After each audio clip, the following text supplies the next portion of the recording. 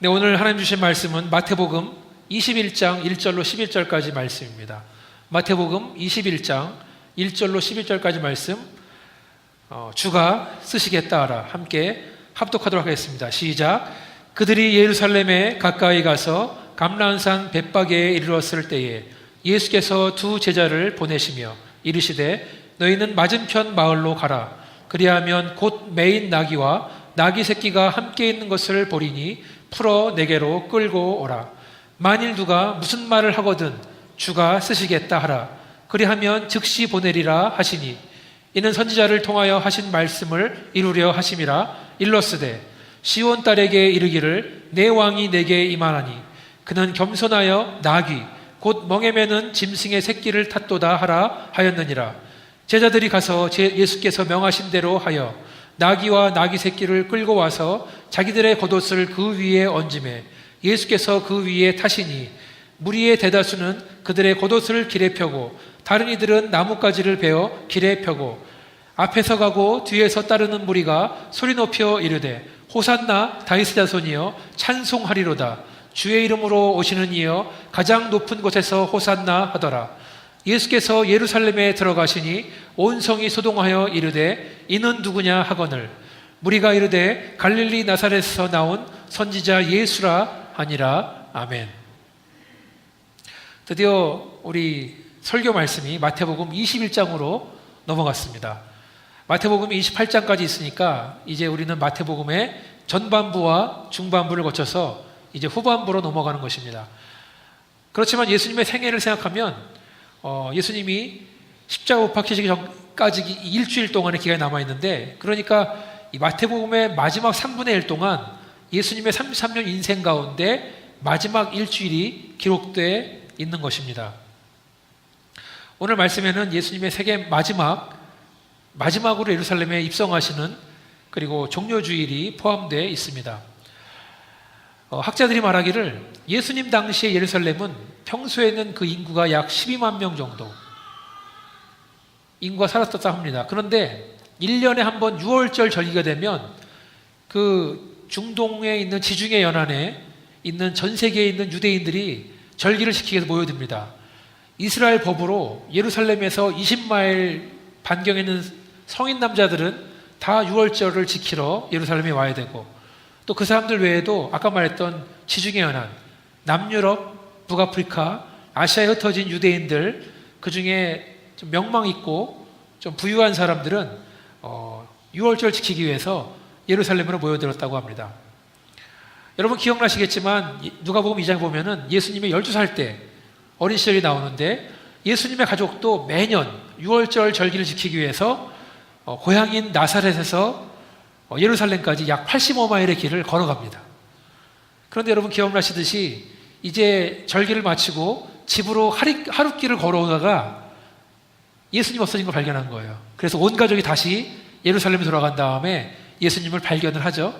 그러니까 이 예수님 가정도 6월절 지키기 위해서 온 가족이 예루살렘으로 갔다. 그래서 6월절 기간이 되면 예루살렘에는 최대 약 250만 명에 이르는 인구가 모여들었다고 합니다. 요즘에만 이스라엘로 성지순례를 가는 줄 알았는데 예수님 당시에도 6월절이 되면 6월절을 지키기 위해서 많은 사람들이 모여들었다. 6월절이 되면 아까 말씀드린 것처럼 평소 인구보다 10배, 20배 정도 되는 많은 사람들이 넘쳐납니다. 집집마다 먼 곳에서 온 친척들이 가득하고, 여관마다 손님이 많고, 식당에도 손님들이 많고, 거리마다 사람들로 복잡해집니다. 예수님 십자가 사건은 이스라엘의 중요한 절기인 이 6월절과 깊은 관계가 있습니다. 원래 6월절의 시작이 출애굽을 할 때 양을 잡아다가 문설주에 피를 바르는 거였잖아요. 그래서 예수님을 6월절 어린 양이다라고 말하고 있습니다. 예수께서 6월절에 우리를 위해서 희생당하신 것도 중요한 일이지만, 또 6월절은 교회의 시작과도 깊은 관계가 있다. 그러니까 예수님이 오늘 본문에 예루살렘에 입성하신 다음에 십자가에서 죽으시고 부활하시고 승천하신 다음에 성령 강림일, 그때가 바로 초대교회 탄생이라 그러죠. 그게 지금 하나로 연결되어 있다는 말씀이에요. 예수님께서 6월절 기간 동안에 잡히시고 고난당하시고 재판을 받으시고 십자가에 돌아가십니다.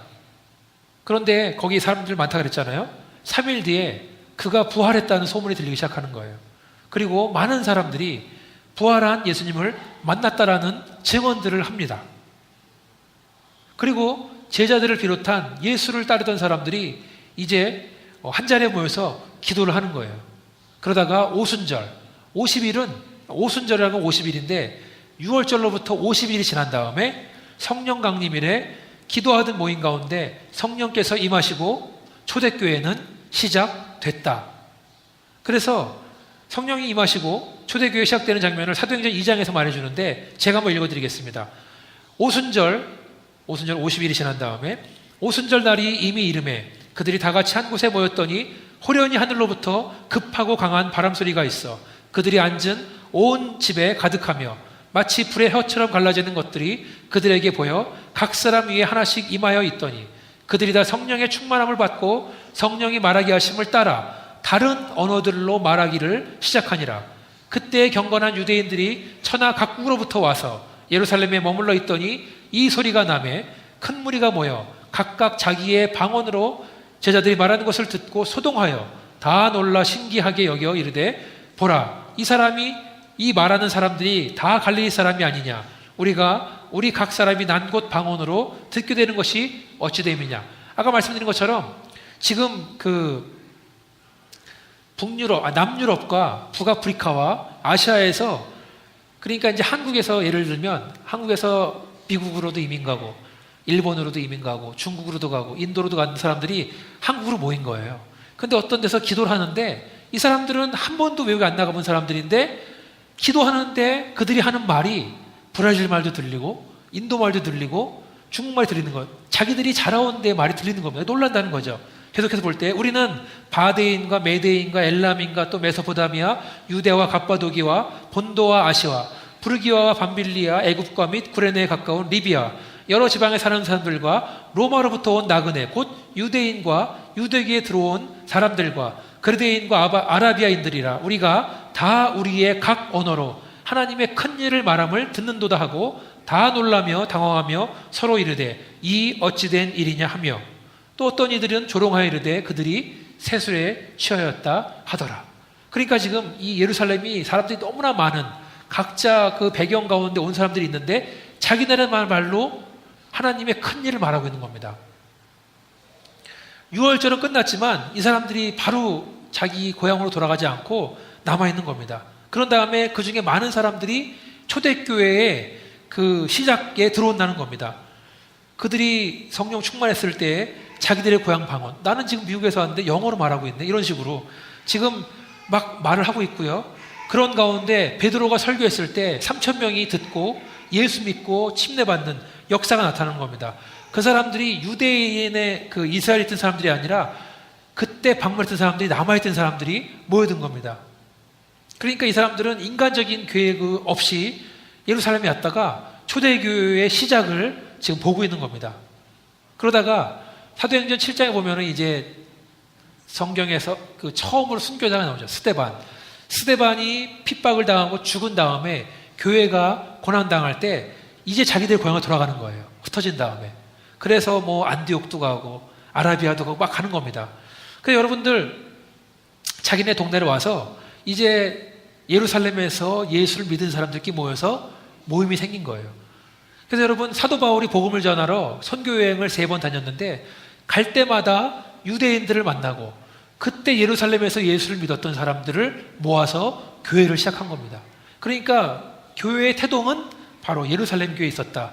그러니까 예수의 십자가 사건과 유월절과 교회의 탄생은 깊은 연관이 있다. 여러분 머릿속에 좀 그림이 그려지신 것 같습니까?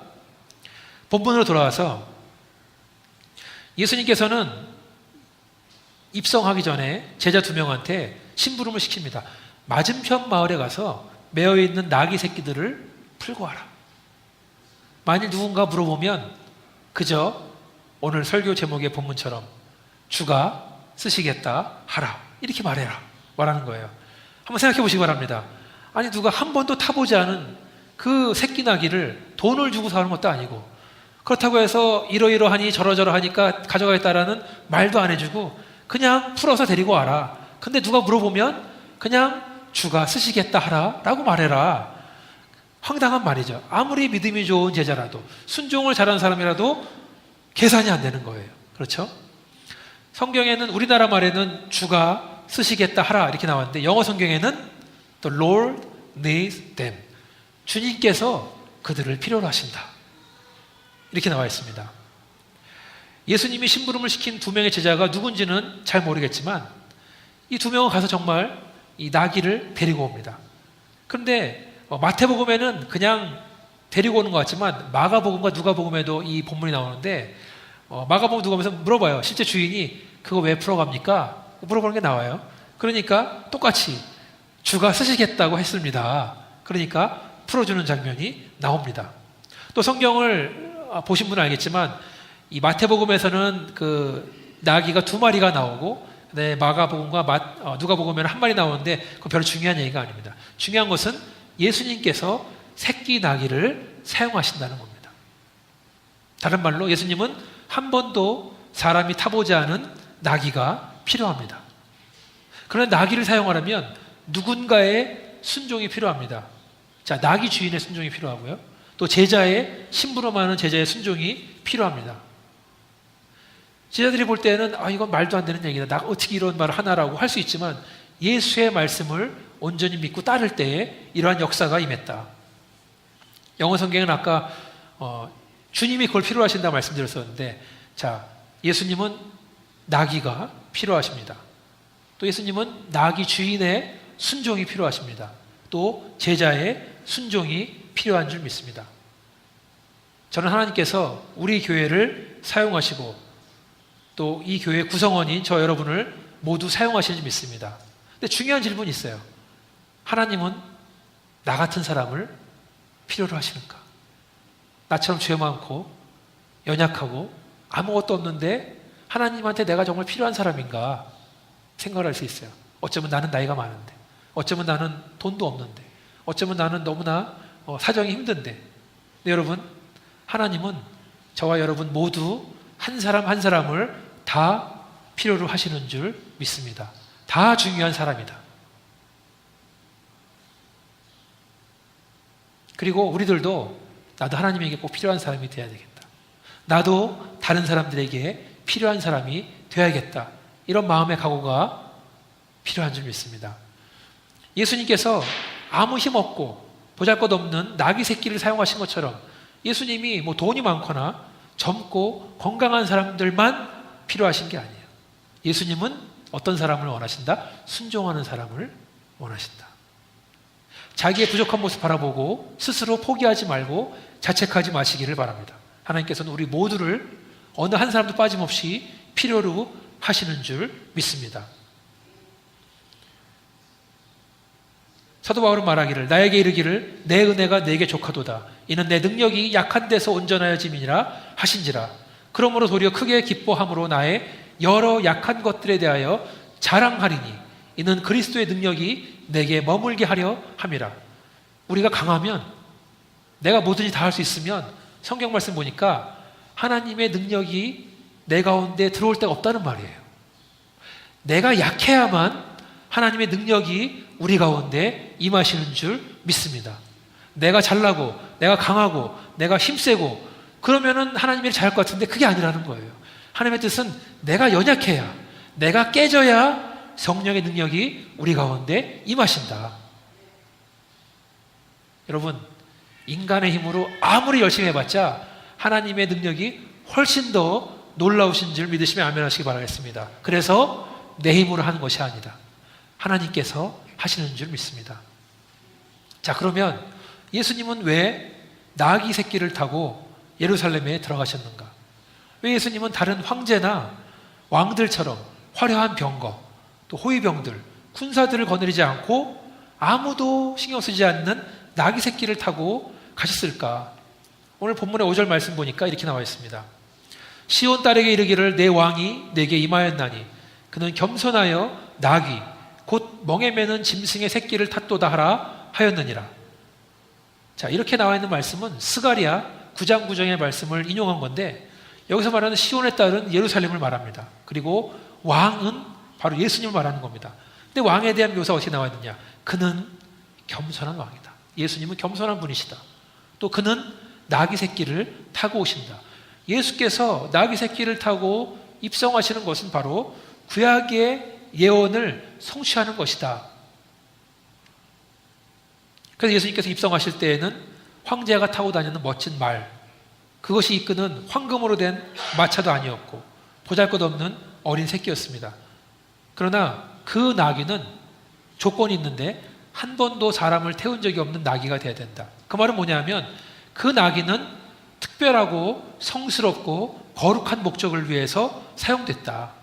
구약 성경을 보니까 결례식에 사용됐던 붉은 송아지는 아직 멍에를 매진, 붉은 암송아지는 아직 멍에를 매지 아니한 짐승이어야 된다. 또 여호와의 법궤를 태우는 수레도 보잘것없어 보이지만 한 번도 사용된 적이 없는 수레여야 된다. 그러니까 비록 나귀 새끼는 소박하고 겸손하고 볼품없어 보이지만 동시에 그것은 아주 신성하고 거룩한 하나님의 도구였다. 화려한 병거나 마차나 많은 군인들이나 화려한 것이 아니라 하나님이 쓰시는 것은 연약해 보이는 볼품없는 그렇지만 거룩한 것이다. 또 다른 학자는 이렇게 말합니다. 말은 전쟁 때에 타는 것이지만 나귀는 평화 때에 타는 것이다. 그래서 예수님을 평화의 왕이라고 우리가 부르는 것이라고 그렇게 말하고 있습니다. 오늘 말씀 보니까 예수님께서 예루살렘에 들어가시는데 사람들이 가만히 있지 않고 자기의 겉옷을 벗어서 나귀의 등에다가 얹고 안장을 만들어 드리고 또 예수님 가시는 길에다가 겉옷을 까는 거예요. 그렇죠? 그 말은 뭐냐면 겸손하게 나귀를 타고 예수님은 들어가시지만 사람들은 그를 왕처럼 받아들이고 있다라는 겁니다. 영국의 엘리자베스 여왕 1세 또 찰스 1세가 영국을 다스리던 때에 그 당시 위대한 탐험가이면서 여행가였던 그 월터 랄리 경이라는 사람이 유명한 얘기가 있는데 한 번은 이 월터 랄리 경이 그 여왕과 함께 런던 거리를 지나는데 그때도 옛날이니까 어떤 길이 빗물 때문에 땅이 질퍽거리고 더러웠어요. 진흙으로. 그러니까 이제 여왕이 지나가야 되는데 그러니까 이 월터 랄리 경이 자기의 그 화려한 겉옷을 벗어서 그 여왕의 발 앞에 깔아놓는 거예요. 진흙탕에다가. 그래서 구두가 진흙에 묻지 않도록 했답니다. 이렇게 이 월터 랄리 경이 엘리자베스 여왕한테 자기 옷을 깔아준 것이 유명해진 이유는 그런 일은 별로 흔한 일이 아니에요. 그렇게 화려한 고급스러운 평민들은 입을 수도 없고 만질 수도 없는 그 옷을 겉옷을 진흙에 깔아서 지나가게 한 것. 지금 누가 대통령이나 수상이 지나간다고 자기 옷을 깔기는 하겠습니까? 그렇죠? 그렇지만 이 월터 랄리 경이 자기의 겉옷을 깔았다는 것은 그만큼 엘리자베스 여왕을 소중히 여기고 그녀를 칭송했기 때문에 필요하다면 내가 여왕을 위해서 목숨까지 바쳐 충성하겠습니다라는 것을 보여주는 거예요. 바로 왕을 향해서 자기 옷을 드리는 겁니다. 월터 랄리 경은 물론 부자니까 좋은 옷이 많았겠죠. 그렇지만 오늘 본문에 나오는 예루살렘에 있는 이 사람들은 아마 그때 길에 까졌던 옷은 아마 유일한 겉옷이 아니었을까. 그렇죠?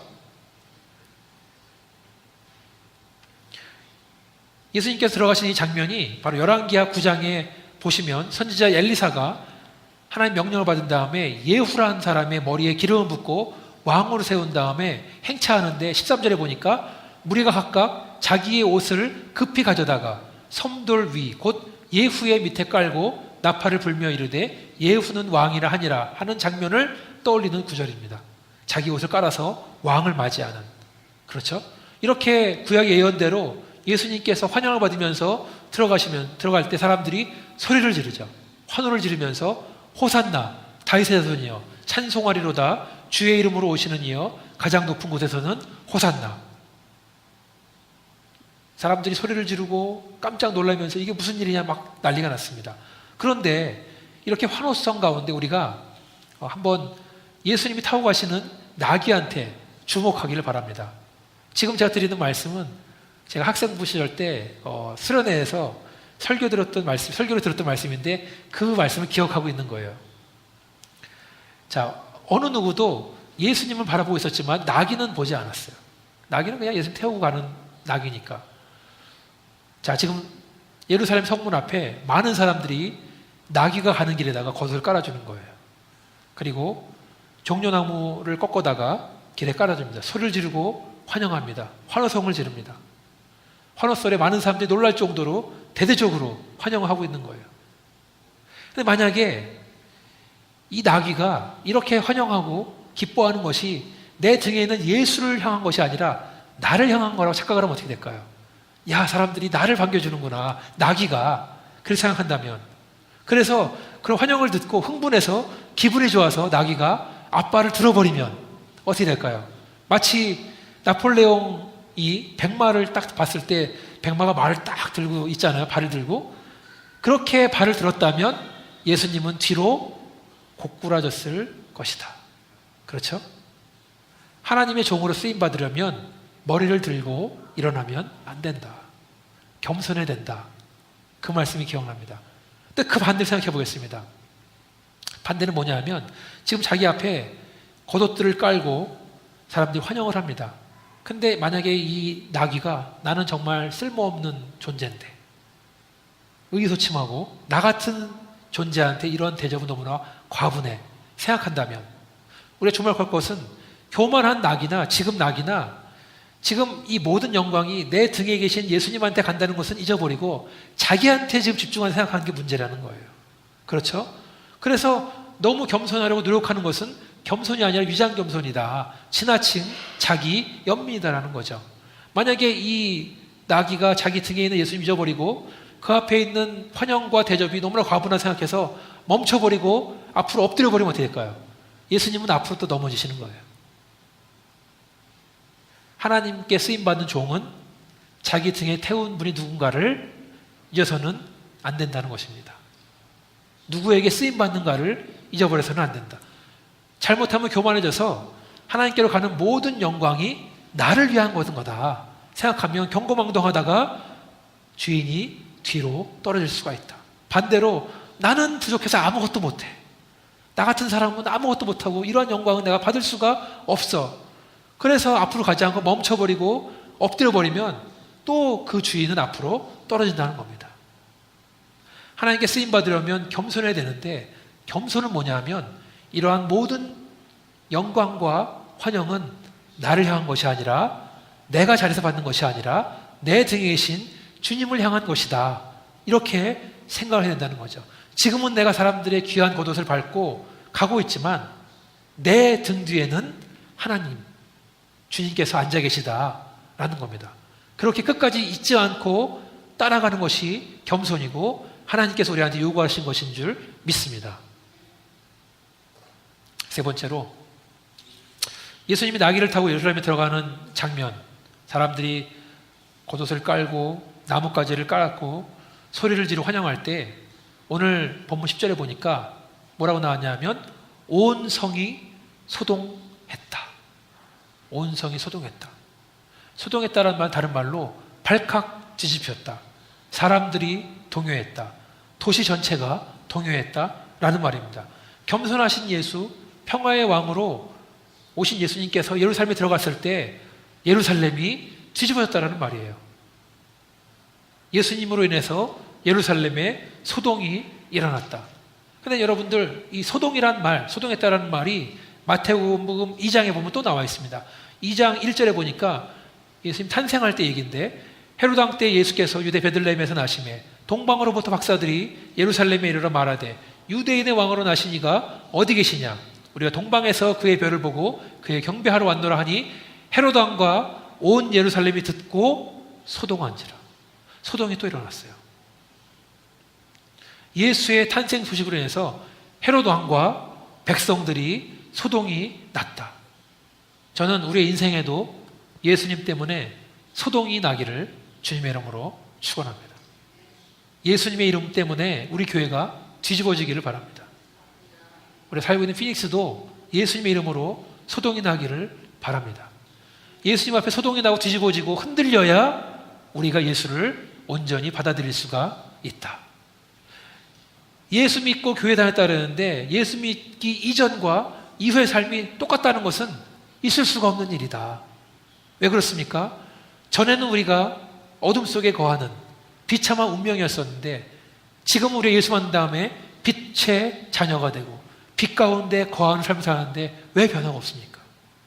예수 믿기 전에는 아담으로 물려받은 원죄, 또 우리가 지은 죄 때문에 소망이 없이 지옥을 향해 달려가고 있었는데 예수 만난 다음에 우리의 모든 죄는 용서받고 우리는 천국을 바라보고 사는데 왜 변화가 없냐 이거죠. 예수 믿기 전에 우리 인생의 목적은 그저 돈 많이 벌고 그저 건강하고 살아있는 동안에 누리고 싶은 거 다 누리고 사는 것이 목적이었었는데 예수를 만난 다음에는 목적이 달라지는 거예요. 인생의 목적은 나는 하나님의 자녀로서 하나님의 일꾼으로서 하나님의 나라와 영광을 위해 살아야겠다. 인생이 바뀌었는데 왜 변화가 없냐? 이 말씀입니다. 왜 그렇습니까? 우리 머릿속에서 우리 안에서 머리부터 발끝까지 완전히 뒤집어지는 소동이 있었기 때문에 그런 줄 믿습니다. 그것은 우리가 뭐 책을 읽다가 감동받은 것 그 정도가 아니에요.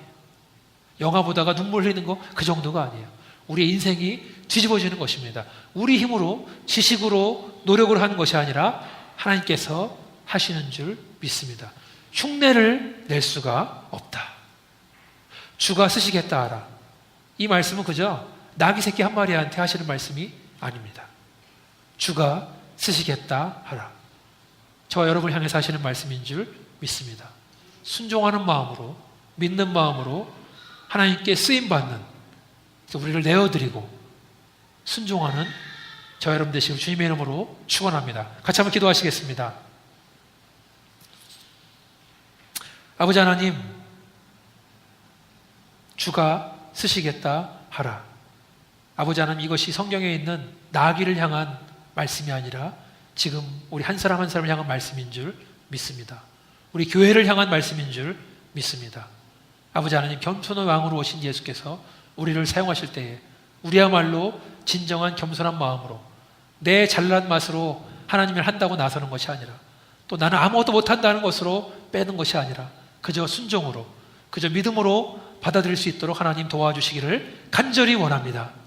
또 아버지 하나님, 정말 예수로 인해서 우리 교회가 소동이 일어나고 우리 가정 가운데 소동이 일어나고 우리 인생 가운데 소동이 일어나서 예수의 말씀으로 성령으로 충만할 수 있도록 하나님 도와주셔서 이 모든 말씀을 예수님 이름으로 간절히 기도했습니다. 아멘.